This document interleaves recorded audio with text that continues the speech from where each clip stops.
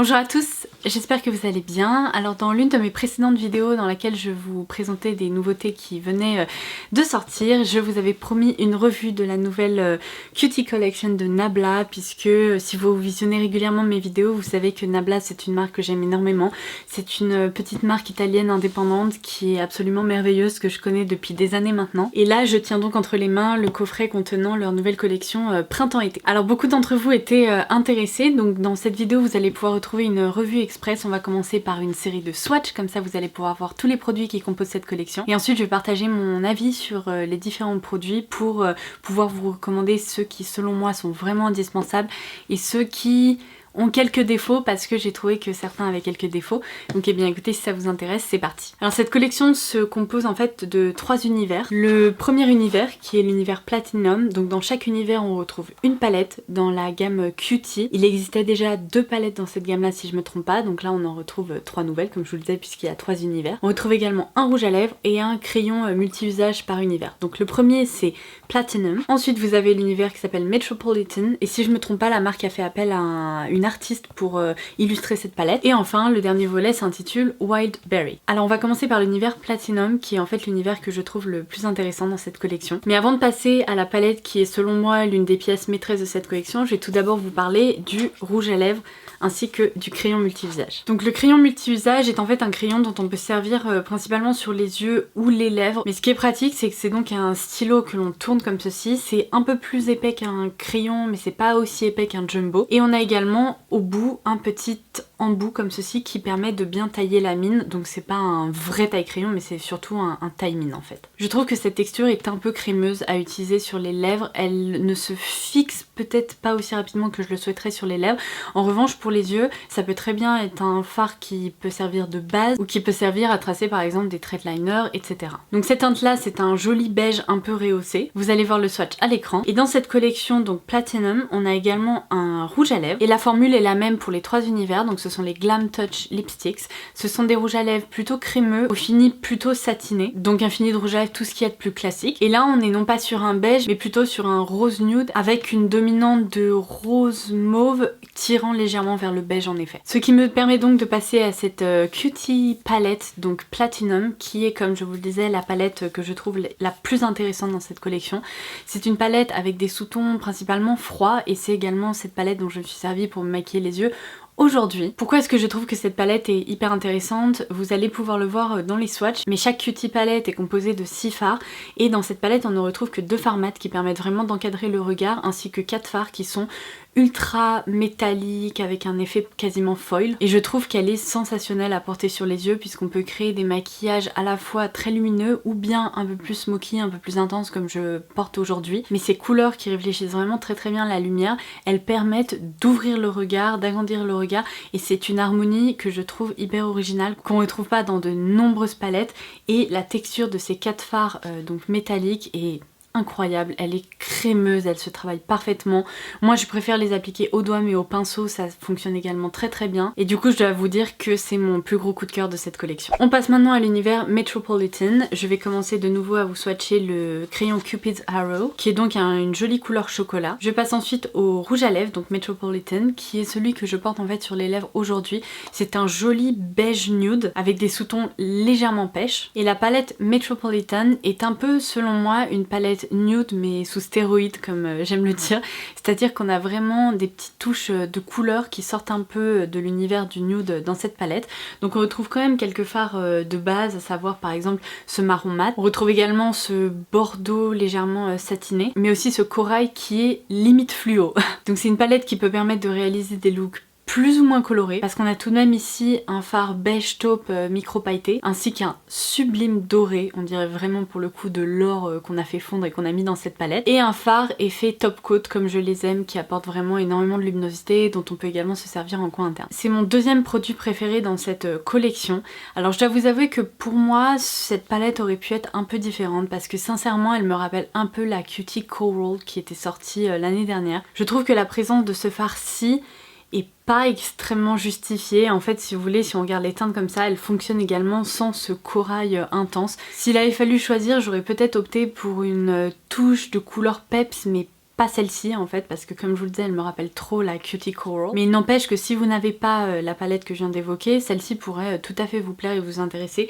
Encore une fois j'aime beaucoup le fait que ces fards soient des fards à effet et qu'on puisse vraiment s'amuser avec les textures. Je termine donc les swatchs avec cet univers qui s'intitule Wild Berry. Donc le crayon tout d'abord qui est vraiment une couleur violette très foncée, s'apparentant un peu à une couleur mûre. Une autre couleur un peu effet fruit des bois pour le rouge à lèvres Glam Touch. On est ici sur un mauve très foncé tirant vers des framboises, un côté comme je vous le disais un peu fruit des bois. C'est pas tout à fait un violet, c'est pas tout à fait un rose, ça se situe un peu entre les deux. Ah, et je viens de remarquer quelque chose par rapport à son parfum qui est hyper intriguant, je vous le dirai après, j'avais même pas remarqué. Et enfin la palette Wild Berry, alors ça me fait vraiment beaucoup de peine de vous dire ça, c'était probablement la palette que j'attendais le plus parce que son packaging je le trouve incroyable, il est vraiment hyper sympa, hyper coloré, hyper fruité, bref il donne vraiment envie. Et en fait en m'étant un peu amusée avec, je trouve que malheureusement cette palette, alors je la trouve personnellement un peu trop foncée pour le printemps. Elle me rappelle plutôt un hiver très hivernal pour le coup avec ces couleurs un peu fruits des bois assez foncées. Mais c'est vrai qu'elle est un petit peu moins à mon goût tout simplement parce que la formule mat dans ces palettes, je vais pouvoir vous le dire après, mais c'est pas celle que je préfère.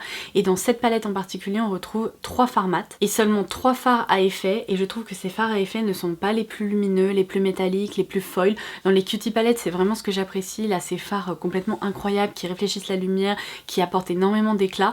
Et ces tonalités proposées ce ne sont pas celles qui je trouve apportent justement le plus d'éclat. Heureusement que cette teinte-ci a été glissée dans la palette parce que je trouve qu'on peut vraiment même l'associer au fard mat pour complètement transformer le look. Sans cette teinte là, je dois vous avouer que c'est une palette que je vous aurais même pas conseillé. Alors si c'est le genre de thématique couleur que vous appréciez, elle pourrait vous plaire, mais personnellement c'est pas celle qui a réussi à voler mon cœur. Alors je vais maintenant passer à la revue express qui va vous permettre de déterminer si oui ou non ces produits sont faits pour vous et si ma foi ils apporteraient quelque chose à votre collection make-up. Donc je commence par les Glam Touch Lipsticks qui sont proposés au prix de 15 €, un prix plutôt raisonnable pour un rouge à lèvres de cette qualité, je dois bien l'avouer. Alors ces rouges à lèvres, donc dans l'univers Platinum et dans l'univers Metropolitan, ils ont une très légère odeur en fait de noix de coco. Alors malheureusement vous le savez, moi je déteste la noix de coco.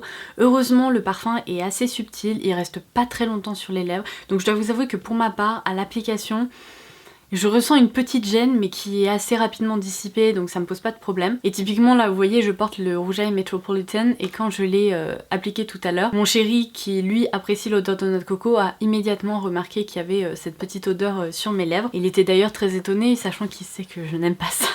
Mais donc c'est quand même à noter parce que pour le coup si vraiment vous détestez ça, ça risque de vous déranger. Alors j'ai un petit peu tiqué tout à l'heure parce qu'en fait j'avais pas remarqué, j'étais persuadée parce que je pense que mon cerveau a complètement été grillé par l'idée que ces rouges à lèvres sentent la noix de coco. Dans la gamme Wild Berry, ce rouge à lèvres sent en fait une odeur de fruits des bois qui je trouvais beaucoup plus agréable que l'odeur de noix de coco, mais bon ça m'étonne pas parce que j'adore l'odeur des fruits rouges et pas celle de la noix de coco.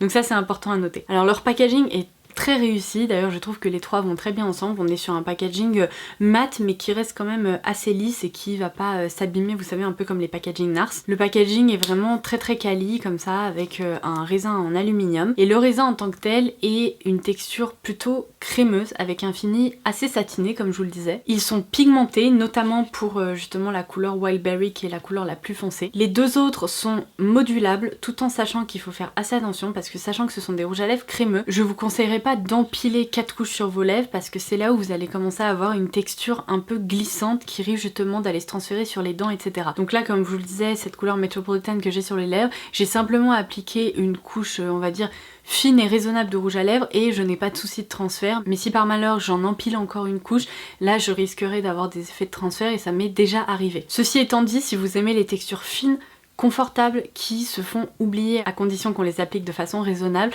ce sont vraiment de très jolis rouges à lèvres qui sont je trouve très réussis et les couleurs sont également plutôt sympas. Donc ça pour moi c'est un succès.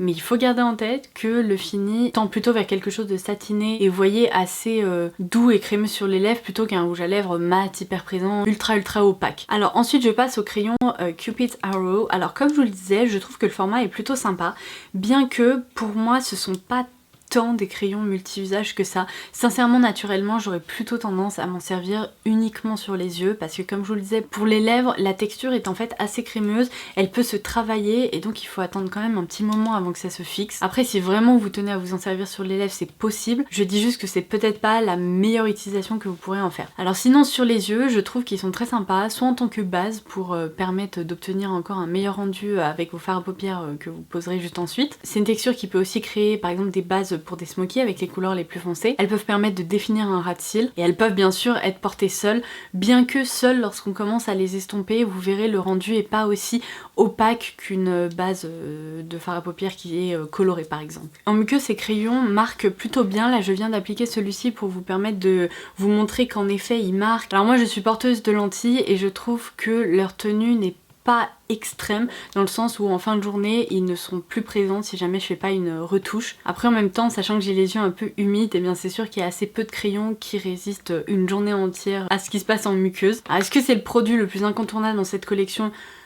Pas particulièrement, je trouve, seulement si les couleurs vous plaisent. C'est vrai que c'est un produit qui est bien formulé, qui peut être assez pratique et qui pourra vous plaire vu la multitude d'utilisations qu'on peut en faire. Et puis pour le coup, je trouve que ces deux couleurs, donc à la fois la Wildberry et la Platinum, elles sont vraiment originales. La Metropolitan, c'est une couleur chocolat plus classique, mais ces deux-là, elles sont quand même plus originales. Et je termine donc par le format des Cutie palettes. Alors ça, je vous l'avais dit lorsqu'elles étaient sorties, je trouve que ce format est quand même ultra pratique. Surtout les jours où on n'est pas très inspiré, où on a envie d'une harmonie déjà précomposée vers laquelle se diriger au quotidien ou bien quand on est en vadrouille. C'est vrai que c'est quand même assez pratique d'avoir 6 fards à paupières. C'est vrai que ça propose quand même différentes possibilités de look, mais non pas une infinité de looks comme on peut retrouver par exemple dans des grandes palettes où il y a 15, 20, 30 fards à paupières. Là c'est vrai que c'est un peu plus restrictif, mais les harmonies proposées sont quand même hyper bien pensées. Alors une petite déception, c'est vrai, vous avez été plusieurs à me le dire et c'est vrai que je le comprends. Pour une collection printemps-été là qui sort lorsqu'il fait beau, c'est peut-être pas tout à fait le genre de couleur auquel j'aurais pensé. C'est vrai que venant de Nabla, j'imaginais pas qu'ils opteraient pour des couleurs aussi foncées, aussi intenses et aussi glamour dans un sens pour le printemps-été. C'est une collection qui aurait presque pu sortir pendant l'automne-hiver et ça aurait plus fait sens que là, bon, quand il fait beau.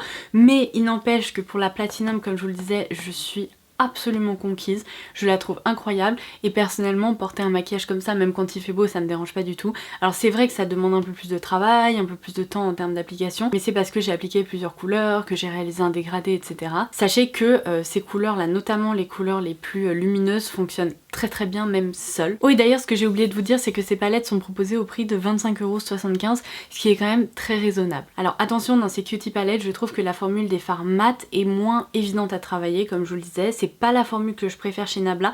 Pour le coup je préfère la formule mat dans leur palette traditionnelle plutôt que dans la collection Cutie, mais avec un bon pinceau estompeur on s'en sort quand même sans problème, il faut juste réussir à les dompter. Les fards lumineux ici sont sensationnel, je trouve que l'harmonie est extrêmement bien réussie et cette palette est extrêmement originale. Cette palette-ci, comme je vous le disais, j'ai pas particulièrement rencontré de problème, je trouve les fards très jolis et très réussis également, bien que il y a certains fards, je vous le disais, qui me rappellent aussi certains fards qu'on retrouvait dans les autres Cutie palettes, ceux corail, ceux dorés, j'ai l'impression d'avoir déjà vu. Celui-ci, il existait sous un autre sous-ton, mais là ça se rapproche quand même pas mal. Pour les fards à effet, on est tout de même sur une finesse de la texture qui est incroyable, et là pour le coup, on a une multitude de rendus différents puisque celui-ci je le trouve un peu plus satiné, celui-ci c'est un vrai effet foil, celui-là plutôt un top coat qu'on peut utiliser seul ou par-dessus un autre fard pour transformer le fard en question. Tandis que celui-ci, je dirais plutôt que c'est un fard micro-pailleté lumineux. Elle me plaît, mais à condition que vous n'ayez pas, bien sûr, de doublons chez Nabla que vous pourriez reconnaître dans cette palette. La Wildberry, comme je vous le disais, je l'ai trouvée moins sympa à travailler. En fait, j'ai trouvé que les fards mat avaient tendance à presque faire quelques taches, ce qui n'est pas évident, surtout cette couleur-là, qui est sublime, qui est un magnifique fruit des bois, mais en même temps qui est pas du tout évident ni à porter ni à travailler. Je pense que c'est pas une palette qui se destine aux débutants parce que vraiment, je vais vous dire, même quand on a des pinceaux estompeurs, qu'on a l'habitude de travailler des couleurs, pour ma part, je trouve pas que ce soit la couleur la plus réussie dans cette palette. Mais vraiment, ce qui m'a déçue, c'est ce fard-ci qui vraiment est décevant parce que je m'attendais à un fard à minima à reflet et en fait, j'ai l'impression qu'il y a rien, il n'y a pas de reflet, il n'y a pas d'effet lumineux là-dedans, il y a un très léger effet satiné mais à peine visible. Et ce fard-ci, pareil, je m'attendais à un impact lumineux intense, tandis que vous voyez, je l'ai placé ici. Il réfléchit pas particulièrement bien la lumière, il y a une dominante de rose mais pas un rose qui donne particulièrement bonne mine ou qui donne de l'éclat au regard. Je trouve que c'est un rose un peu qui fatigue, donc ça malheureusement pareil, j'étais pas convaincue. Et ça je vous l'ai déjà dit, mais le fard qui sauve cette palette pour moi c'est celui-ci qui permet vraiment de tout transformer. Donc dans l'ensemble je suis très contente que cette collection soit sortie parce qu'il y a tout de même plusieurs produits qui sont hyper intéressants. Évidemment comme dans beaucoup de collections il y a du très bon et du un peu moins bon, bien que ce soit hyper personnel parce que ça dépend aussi des couleurs que vous avez l'habitude de porter et de celles que vous aimez porter aussi. Mais pour ma part, je suis vraiment transcendée par cette référence-ci en particulier et c'est définitivement le produit que je vous recommande dans cette collection de façon générale. Donc voilà, j'espère vraiment que cette review express vous aura plu. N'hésitez pas à me laisser vos petits commentaires ci-dessous pour partager avec moi vos impressions concernant ces palettes. N'hésitez pas également à partager avec moi vos produits Nabla préférés. Et puis espérons que d'ici quelques mois, la marque nous a prévu une petite surprise peut-être un peu plus pastel, coloré, etc. pour l'été, ça pourrait être assez sympa. Sur ce, je vous embrasse très très fort et je vous dis à très vite. Bye bye!